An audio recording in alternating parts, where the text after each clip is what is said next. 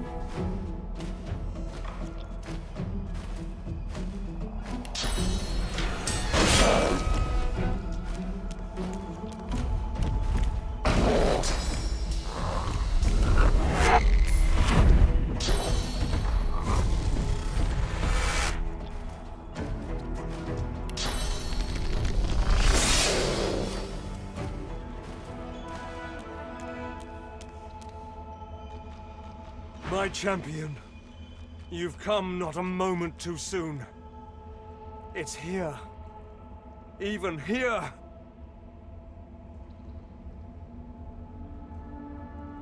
We must hurry now. We must race towards the well with all the determination of the eagle diving for its prey. Your prey lies on a far-off shore, at the heart of the Nameless Isle.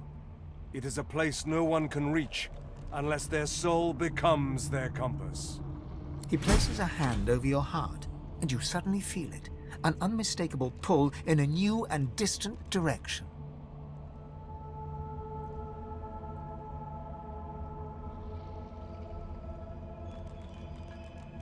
The battle for Divinity is about to begin in earnest. The other gods and their chosen will try to outflank us, just like we must outflank them. But I will be with you. I will guide you, stand by you. I will watch as you drink from the wellspring and its source surges into you. The void will be overcome, and you will be the god of gods. The end is nigh. Don't fail us now.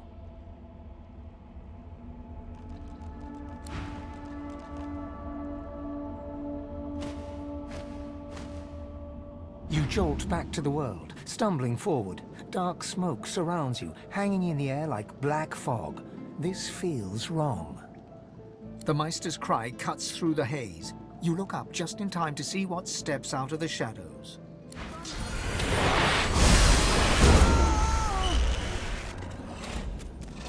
Redeem yourself, fate.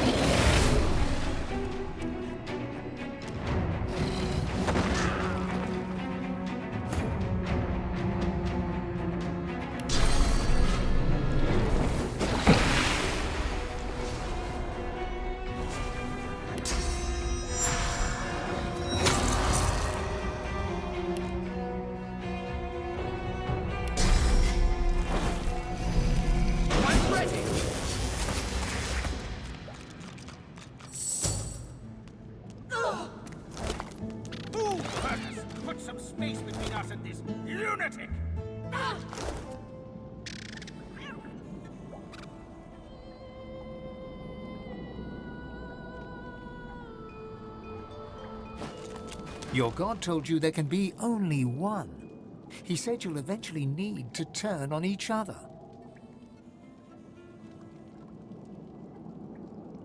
I hear there is safety in numbers.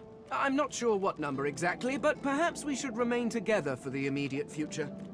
Like I'd ever listen to some spook at the peril of my friends. Not in this lifetime. A girl's best friend is her needle. But I'll stick by you as long as you continue to uphold your particular brand of useful.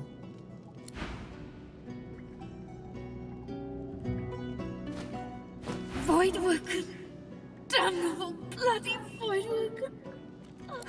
Well, that's that. I always knew I'd die for Rivellon. I just didn't expect it was going to be in a small basement. In Driftwood, of all places. At least now you know where to go.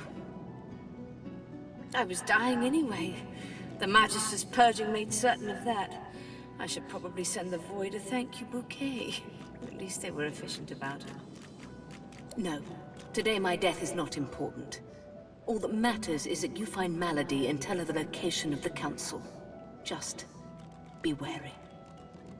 She is immensely powerful, and she is on our side, but she will not be pleased about, well, my parting. She may ask you to honor an old bargain that I had struck with her. Do not accept.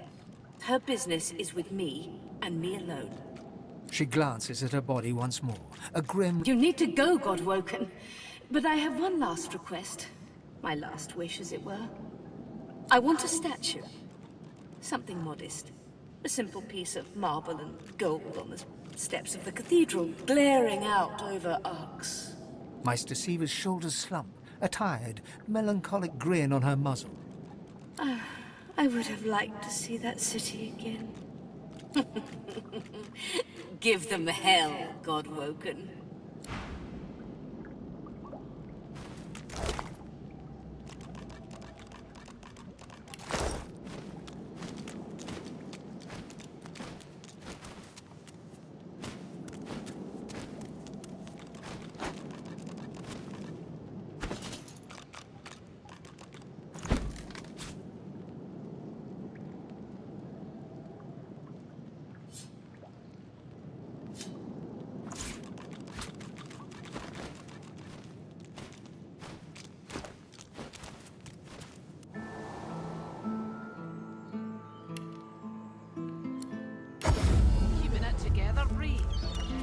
I'm all right, as long as I don't think about it too much. Glad to see you well. Anything more?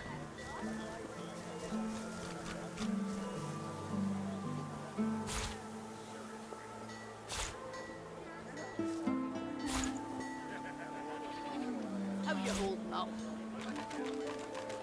Not in any mood to talk about it.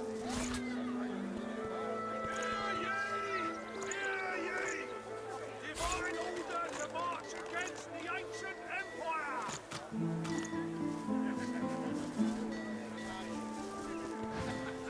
Until later, then.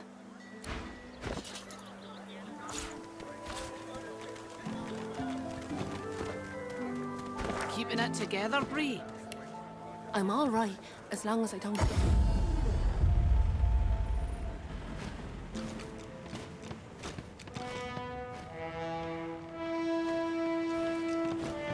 Keep distant.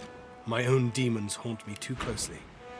I cannot also bear the burden of yours. Companion you need, I can provide.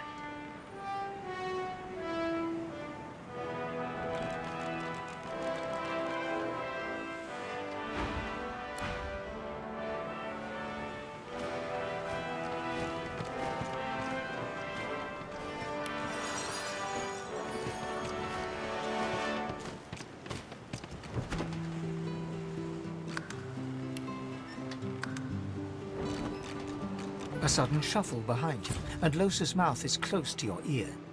Psst. Hey, Chief. I need to have a little chat with old Mouse about something. Mind if I butt in? There you are, Losa. I've been eager to hear a little update. Did you do as I instructed? Yeah, about that. Oh, do tell. This sounds interesting. That's one word for it, I guess. I met Jahan, and he tried the exorcism, but it didn't work. The demon's still knocking around in there, in here. Well, leave it to me, Losa. Mama Malady will think of something. You will? Of course I will. Surely you know by now you're my favorite. Really? I didn't think you liked anyone. I didn't say I liked you, I said you're my favorite. The cherry pit at the top of the rubbish heap, if you will. That's the nicest thing anyone's ever said to me. It's the nicest thing I've ever said.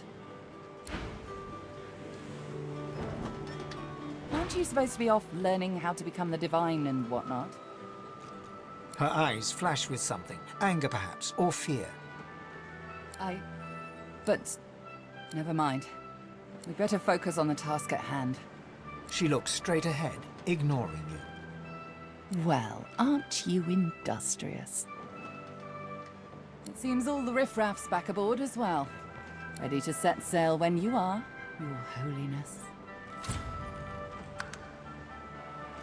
Fantastic. Now, on to the interesting part. After many adventures, the party finally reached the place where Godwo can go to become divine. But more surprises and difficult choices awaited.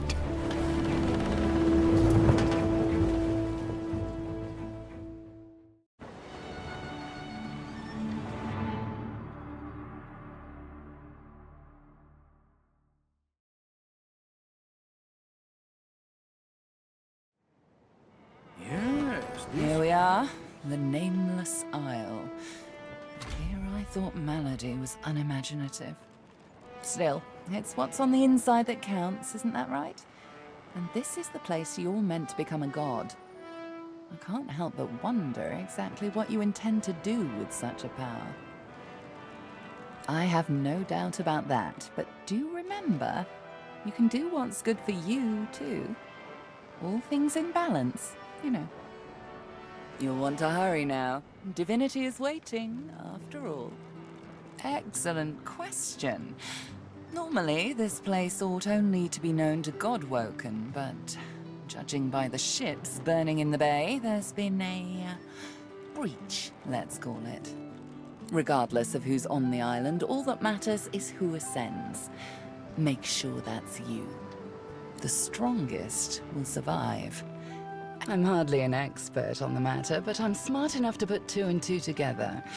Where there is an ocean of source, there is a well for drawing from it. To rise to divinity, you probably need to take a gulp. Though I'm sure it won't be that simple. Look at that island, Quercus. Covered in forest. A true forest. Can you smell it? Over the stink of the water. Millennia of mulch. Those woods are ancient.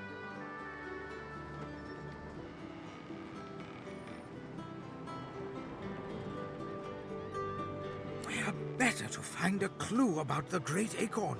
Some of those trees could even date back to the first forest. The Knights of Dre will never find us here. A perfect sanctuary to pause and complete our research.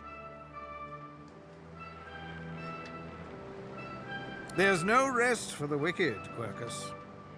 And even less for those out to save the world, it seems. Somewhere on this ancient isle, there must be a clue that will help us stop the acorn. We must tread carefully. I'm sure such a wonderland will be dangerous, but at least it should be free from the Knights of Dre.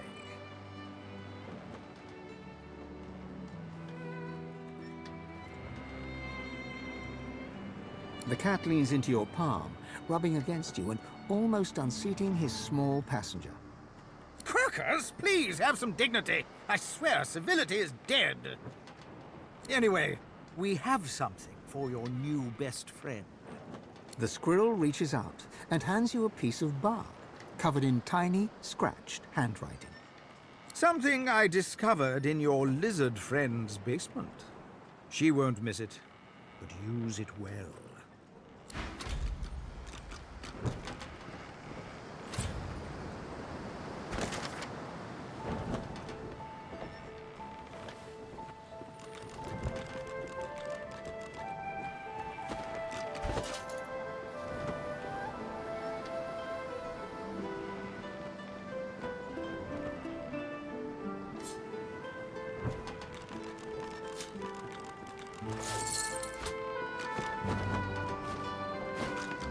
Gareth greets you warmly. He's oddly chipper, more chipper than you've ever seen him, and certainly more chipper than most people mourning dead loved ones. I should thank you. I don't know what came over me. Praise Lucian, I had you to put me on the right track. I'm grateful for your kindness. I needed time to think. My parents led good lives. I'd rather celebrate them for the love they gave me than to wail over their loss. Besides, we have work to do. Once we anchor at the Nameless Isle, I'll scout ahead, see if I can help locate the Council and ease the way. I'll report to you on what I find.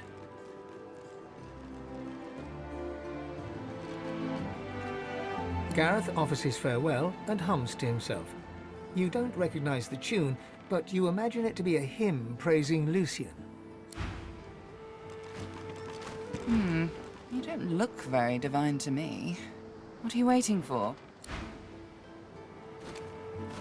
Well, this all looks familiar. It certainly has that air to it, but I would make a terrible guide. Whatever place this once was, it was destroyed long before your time. We must access the Council of Seven. But let's be careful. Despite appearances, I have survived a lot. I would rather not experience death here. Lohse looks pale and unfocused. She doesn't meet your eyes. Yes! Oh, no! Please, go ahead. And I remember saying I'd probably never tell you. Then again, why not? I suppose some stories were always meant to be told. So, here goes. No, hang on. She retrieves a small flask from her backpack, uncorks it, and takes a big swig. Tears stream from her eyes as she offers you the flask. They're tears of joy, I assure you. Here, have some joy.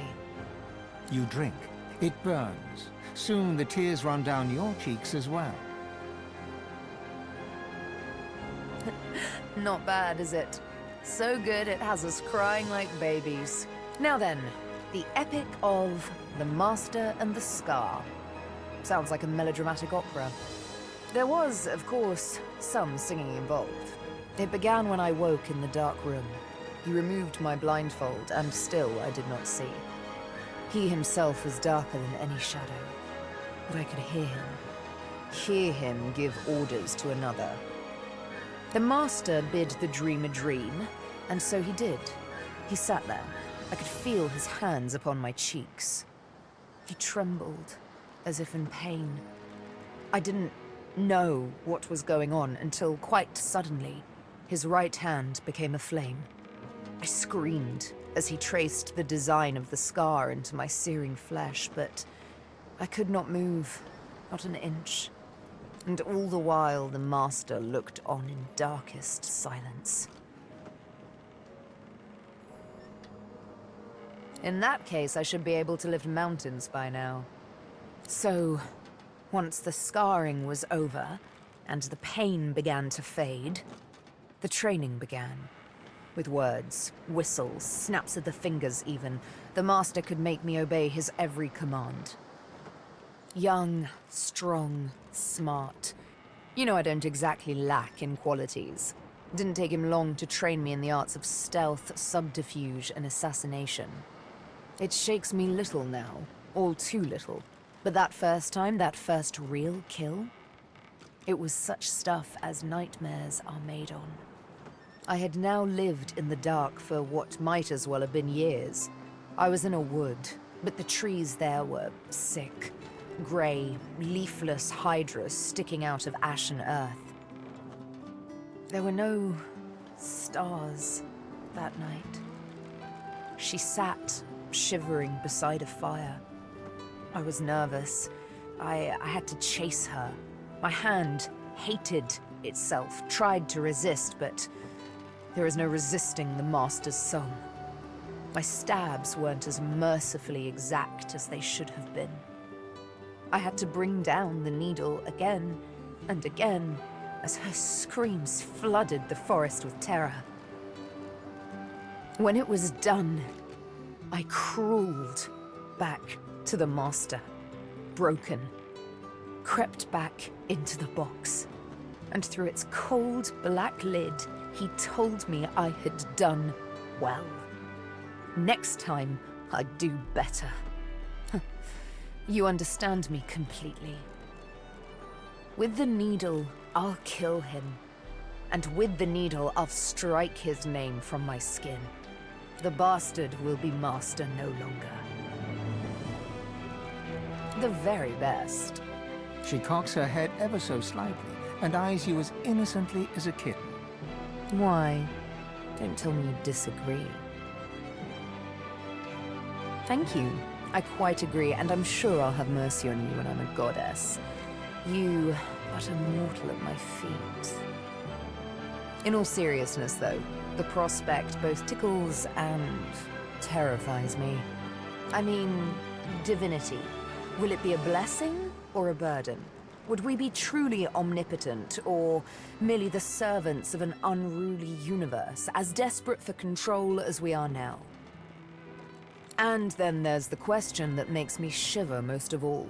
Would we still be ourselves? Would I remain Sibyl, or would my mortal soul die upon gaining divine immortality?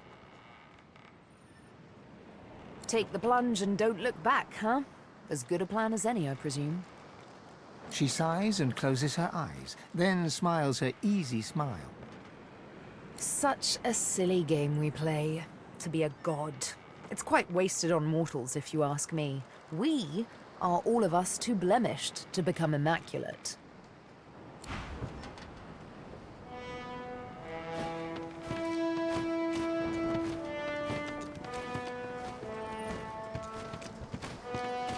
I can sense the raw powers of the source rippling through the air. The island, yonder. It is doom or destiny. Naught but the demon I'm hunting. A trivial task, really, compared to your current pursuits of divinity. She's a beautiful enigma, isn't she? All elven grace, and her own evil twin to boot. Yet she defies good and evil in a particularly charming, and therefore particularly perilous way. I hope to hear her whole story someday. I'm certain it'll be quite the tale. Jahan takes you by the arm, his voice a whisper. By the by, do please remember the warning I gave you in the woods. Should Losa come close to divine ascension, you must act. You must kill her.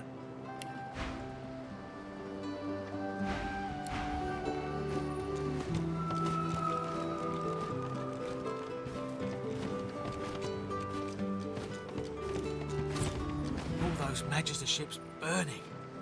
This is as close as I'm going to that island. Nothing good will come of it. Tread carefully, my dear. Those are black ring banners that I spy on the shore.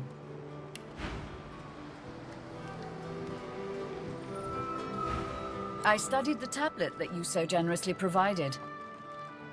It showed me everything I need to know about creating a functional Swornbreaker. Once I have that, I'll be free of the Covenant.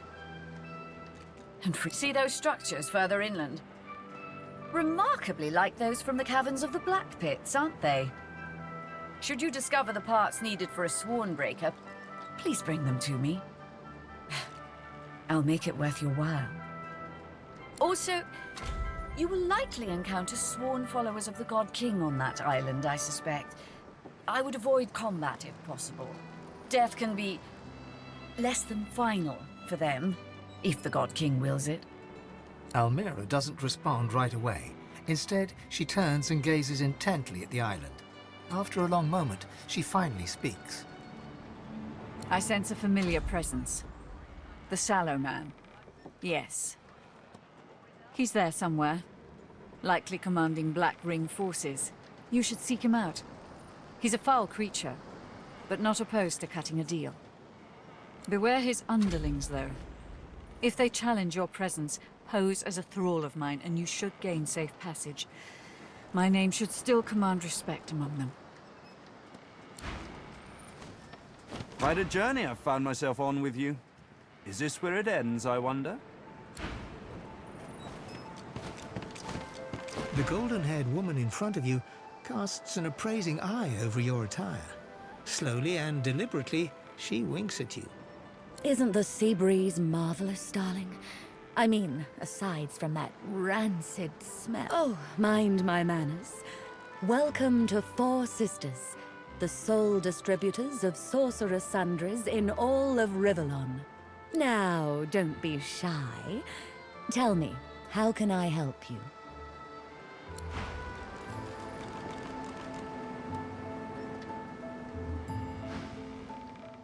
So soon? Oh, that's too bad.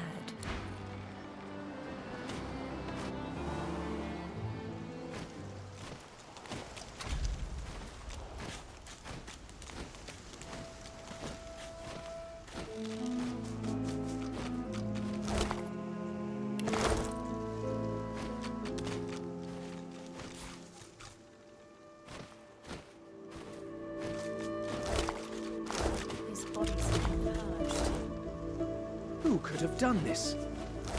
I suspect we shall soon find out. You're a young magister, devoted to Dallis. You fight alongside paladins. The Order united in battle, fighting the Black Ring, as in the Great War. It's the proudest moment of your life, and then it's the last. Before you stands a shrine of a particularly strange design. You've seen machinery like this before, in the cave beneath the Black Pits. Here too, the apparatus thrums with power, and seems...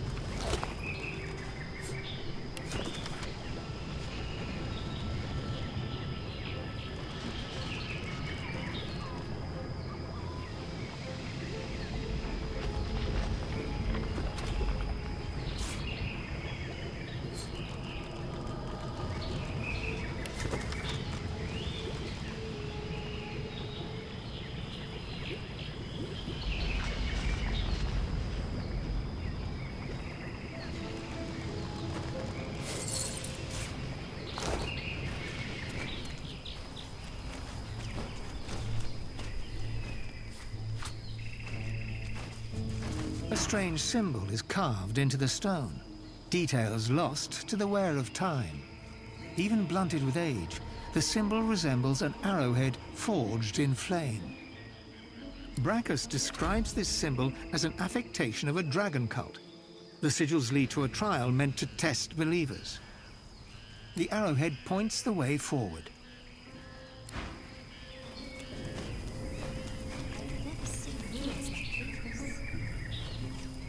You don't get out much, do you?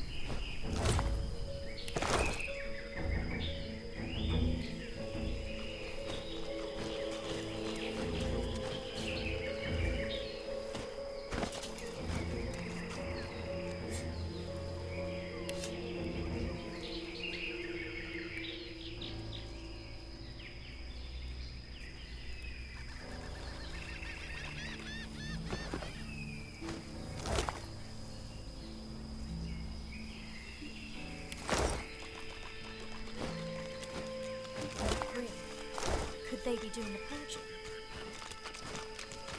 purging? The plot thinnens.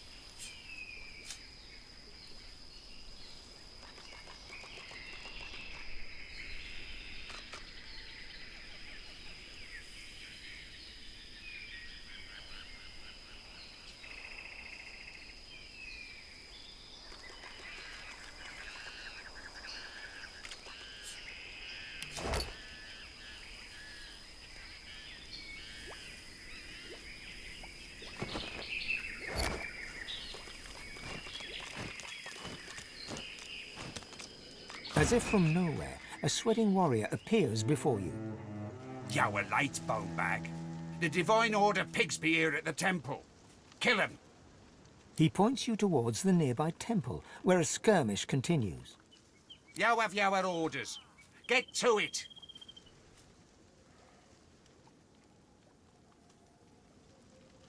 Comprehension spreads across his face, and he bares his teeth. I fear not death, for I shall have eternal life. Thou should fear your own demise, for thou it is your end.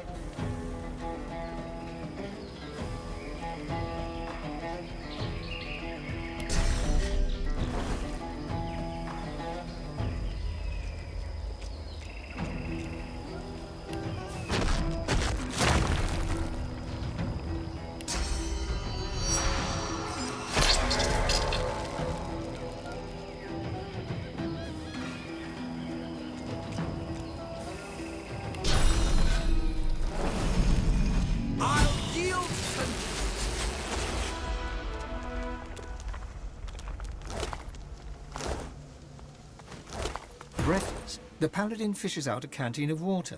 He gulps half of it down, then splashes blood and grime from his face with the rest. He nods to you, a touch wary. Many thanks for your help. But who are you? Godwoken? There's only one Godwoken on this island, and it isn't you. I owe you, but it doesn't mean I'll tolerate blasphemy either, understand? Anyway. If you need shelter, look for the Bishop and the rest of my comrades. They retreated north to our rendezvous point. We'll head there once we've tended to our fallen.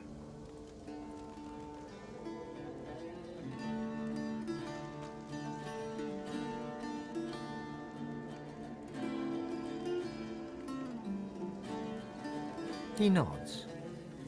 Our true leader has returned and united us. It's nothing short of a miracle he's made it this far.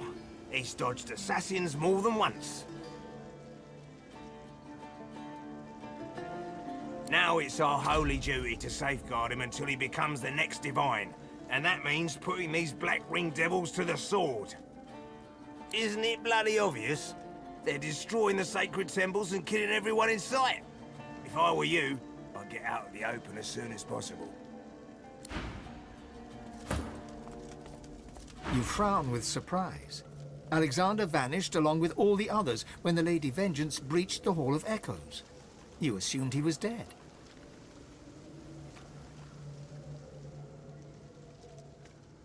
Perhaps I have misjudged humans.